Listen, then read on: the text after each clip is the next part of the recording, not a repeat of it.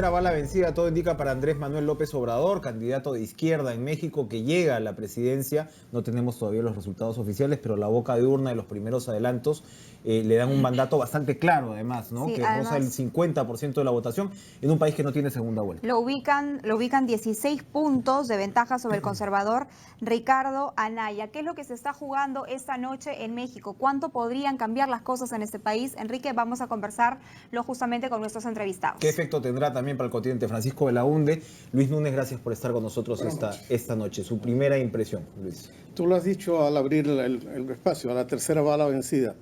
2006, 6 años después se presentó y ahora por fin. Pero hay un fenómeno comunicacional muy interesante. Se presenta con un partido o con un movimiento, con una coalición que no es el PRD tradicional, donde él se desarrolló después de Cuauhtémoc Cárdenas, ¿te acuerdas? Y su movimiento que gana hoy la elección se llama Morena.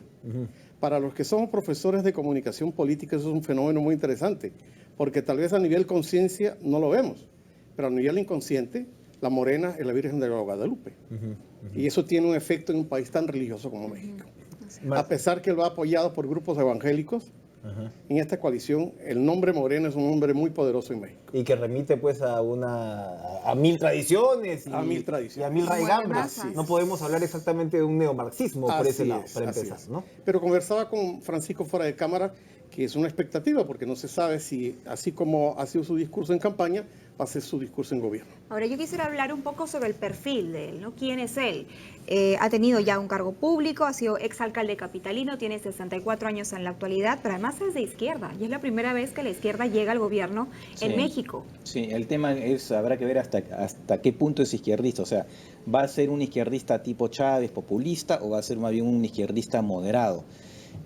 Sobre eso también habrá que ver cuál es el margen de maniobra que tiene, porque no hay que olvidar que en esta elección no solamente se elegía al presidente, sino al Congreso, a 9 gobernadores y alcaldes, ¿no? Entonces, y no hay que olvidar que México es un estado federal. Por lo tanto, el poder del gobierno central está limitado también por Parece ese que lado, la Ciudad ¿no? de México también está quedando Bueno, Morena, ahí hay ¿no? una mujer efectivamente que ha sido elegida, pero solamente son 9, parece que tendría 5 gobernaciones aparentemente, ¿no? Y a nivel del Congreso es una incógnita. Se habló un momento dado que podía estar cerca de obtener la mayoría absoluta, pero unas cifras que han salido dicen que eventualmente no, que estaría en el 38%. Entonces, claro, eso va obviamente de alguna manera a condicionar lo que él puede hacer. Lo que, ¿no? El presidente mexicano no tiene pues el poder, digamos, el poder que puede tener un presidente peruano en ese sentido. Entonces, y además los problemas que enfrentan son gigantescos. Y por otro lado, en la campaña ha sido muy pragmático, no ha sido muy claro sobre el cómo, ¿no? Ha sido bastante abstracto, más el mensaje que claro, otra cosa, más ¿no? el mensaje duro, ¿no? Voy a luchar contra la corrupción, contra la violencia, la desigualdad, pero ¿dónde está el cómo? El PRI ha quedado tercero. El PRI ha quedado tercero. Peña Nieto ha sido muy disminuido, sobre todo, entre otras cosas, por su relación o las reacciones que él ha despertado frente a Donald Trump, ¿no? Lo han visto como pisado en un momento, lo han visto, ¿no? Como poco enérgico con el tema del muro, invitarlo como candidato, darle prácticamente un recibimiento de jefe de Estado cuando Trump ya proponía el tema del muro. Al final, Trump benefició a López Obrador o tuvo un efecto relativamente neutral por lo demás en la elección. Trump y el propio López Obrador se han cuidado mutuamente de comentar uno sobre el otro. Más bien, tal vez con la prudencia que México tiene respecto a los temas internacionales, no intervencionismo, a pesar que el último canciller ha sido muy duro con el tema de Venezuela y ha formado parte del Grupo de Lima. Ahora, falta ver qué va a pasar desde el juramento con la política internacional, porque recordemos que México tiene 12 millones de mexicanos fuera de su país. Así es, entonces, es una nación. López Obrador fue jefe de la Ciudad de México, Peña Nieto, que está saliendo, fue gobernador del Estado de México. Ahí tuvieron una experiencia de gestión bastante interesante, pero ahora lo que viene, según lo que Francisco decía, pobreza, desigualdad, violencia, narcotráfico. Y cuando hablamos de violencia, también un momento para hacer un homenaje sobre todo a ustedes los periodistas. Más de 100 periodistas asesinados, más de 100 políticos asesinados durante la campaña. Son cifras muy duras. A ese tema quería ir yo, quería ahondar en ese tema, el tema de la violencia, porque México es un país que se desangra, lamentablemente. Y son 122 o 124 candidatos los que han sido asesinados solamente en esta elección. La campaña más violenta. ¿No? Sí, entonces es un número que sin duda nos preocupa y nos llama la atención, pero que también grafica muy bien lo que está pasando en ese país y una situación por la que el actual presidente no pudo hacer nada o muy poco. Bueno, en un momento dado se habló en la campaña, López Obrador soltó la idea de eventualmente una amnistía para lidiar con el tema del narcotráfico. Y claro, eso es un poco, dice, pero un momentito, ¿qué cosa habla de programas de educación, ¿no? Para los sicarios. Entonces, ¿no? Ahora, eso ha sido muy poco claro. Ahora, han habido mayores precisiones últimamente, ¿no? Que aparentemente no sería pues una verdadera negociación, sino lo que sería en el fondo era rescatar aquellas personas implicadas en temas narcotráficos, sicarios, pero que no son los cabecillas, ¿no? Sería de alguna manera ver que hay también un tema social de por medio y tratar de alguna manera, incluso algunos dicen podrían ser digamos, amnistiados a cambio de que den información sobre los jefes, pero todo eso no está muy claro, porque él soltó esta idea de la amnistía y la gente se decía, sobre todo que teniendo en cuenta que en el continente tenemos algunos antecedentes. En El Salvador, por ejemplo, el gobierno salvadoreño negoció con las maras, ¿no? Para tener, digamos, para bajar la violencia en todo caso, ¿no? En Colombia, el cártel del Golfo, que es uno de los más importantes porque está muy golpeado, también aparentemente está viendo la manera de entregarse a cambio de eventualmente penas más benignas, cosas por el estilo. Entonces, pero no sabemos exactamente hacia dónde apunta el plan mexicano. Si es, como se dice, eventualmente solamente, digamos, tratar de rescatar a personas que se han dedicado, pero a nivel de la base de narcotráfico, vamos a ver si es que tiene Ahora, lo que sí, Luis, independientemente del efecto y como señalas, la cautela que tiene México en sus relaciones internacionales, sí estamos hablando de todas maneras que se rompe de repente una impresión de que el continente giraba a la derecha. De nuevo, o sea, después del caso Colombia, Argentina ya hace un tiempo, Chile, ¿no? E incluso Ecuador, donde el sucesor, ¿no?, de Correa retrocede frente a lo que era pues esa identidad de gobierno.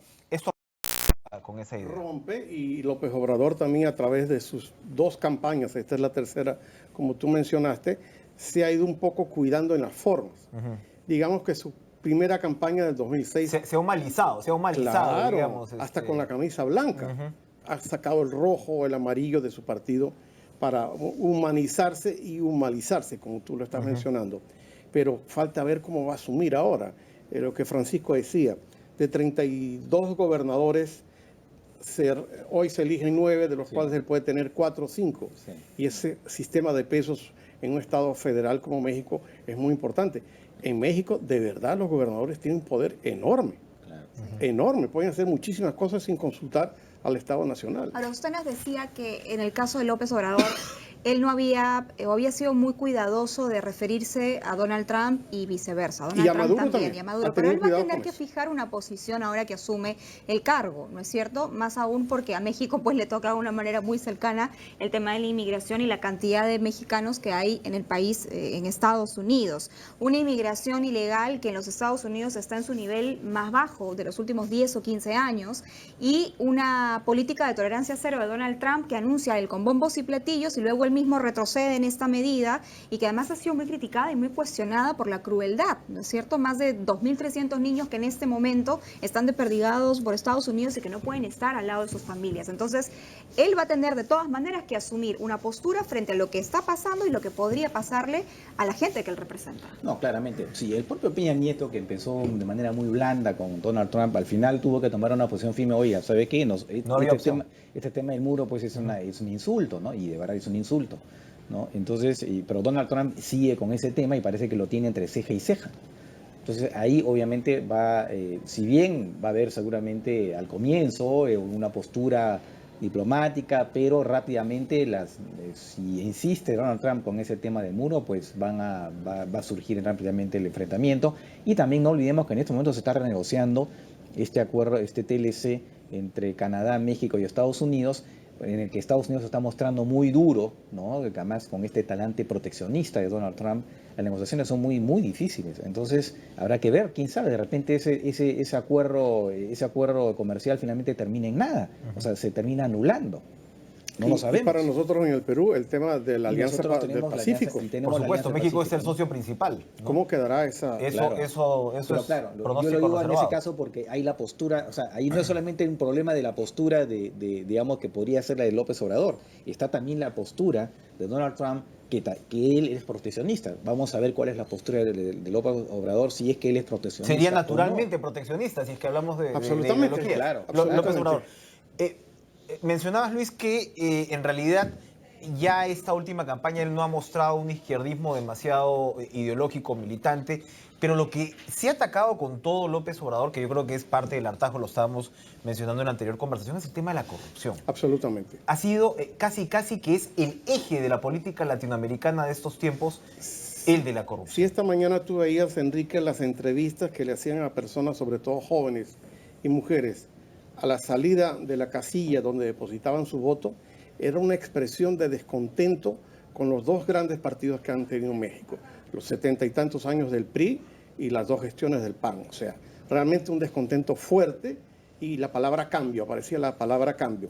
Y López Obrador durante la campaña relacionó mucho la palabra cambio con la C de corrupción, diciendo, hay efectivamente que hacer un cambio radical en el tema de la corrupción. Solamente un candidato un poco folclórico, pero que no llegó al 2% en las encuestas, planteaba una alternativa peor, que era cortarle las manos o los pies a los corruptos y ladrones. Pero eso no iba a llegar a ninguna parte, ¿no?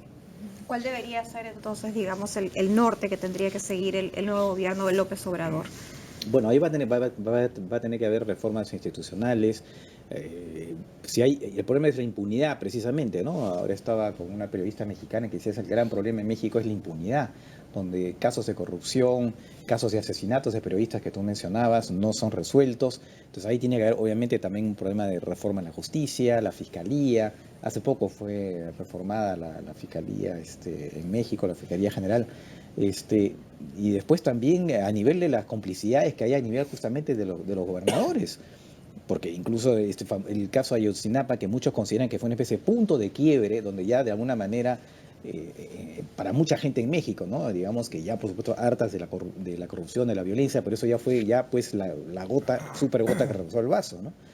Entonces también este tema de los gobernadores cómplices de los corruptos del narcotráfico.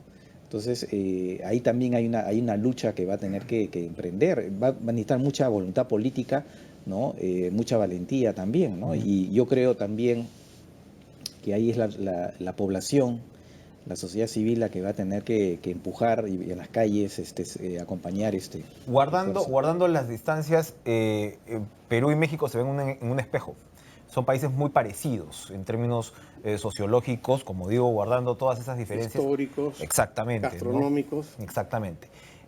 Claro, ellos han tenido su revolución y probablemente el concepto de nación se ajustó, así es. ¿no? De una manera distinta y se integró también de una manera diferente. Pero por lo demás son muchísimas las semejanzas. ¿Qué deberían aprender los políticos peruanos de una elección como esta, con miras al 2021? Muy interesante, Enrique. Bueno, primero seguir estos pasos, esta senda que él va a tener de acá al 2021, porque ahí veremos si es más cercano al modelo brasilero de Lula o al modelo chavista, con Maduro.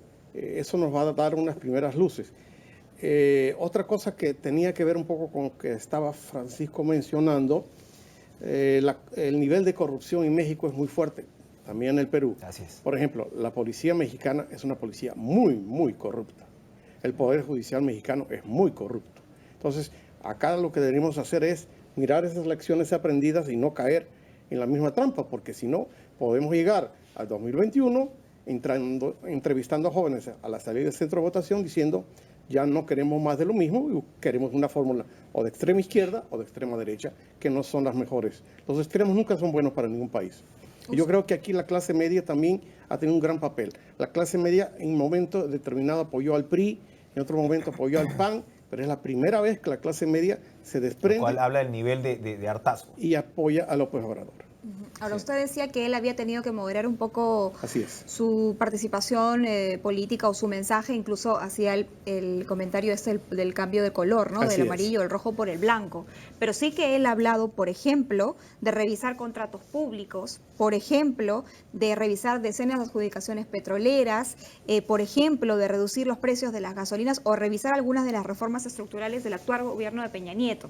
Y esto sí que también causó temor en algún sector del empresariado. Sí, ¿Cómo va a es hilar verdad. con esto? Eso es ¿Cómo verdad. va a manejar esto? Efectivamente, él tiene un poco esa tendencia, porque es verdad, el sector petrolero ha sido liberalizado, ¿no? Por el gobierno de Peña Nieto. Han habido una serie de reformas que han sido recomendadas por la OCDE, este organismo al que pertenece México y al que nosotros queremos pertenecer, ¿no? De buena gobernanza, una serie de medidas de corte liberal.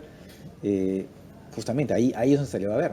Ahí se va a ver si efectivamente hasta dónde lleva su moderación, hasta dónde llega, ¿no? Porque, claro, si comienza a revisar ese tipo de cosas que muchos consideran que son reformas vitales para México, porque además no solamente ha liberalizado el sector petrolero, ha liberalizado el sector de telecomunicaciones y muchos otros, quiero decir, el gobierno de Peña Nieto, ¿no? Entonces, ¿hasta qué punto López Obrador va a mantener eso o es que va a regresar a un Estado más, nuevamente, más intervencionista que copa sectores?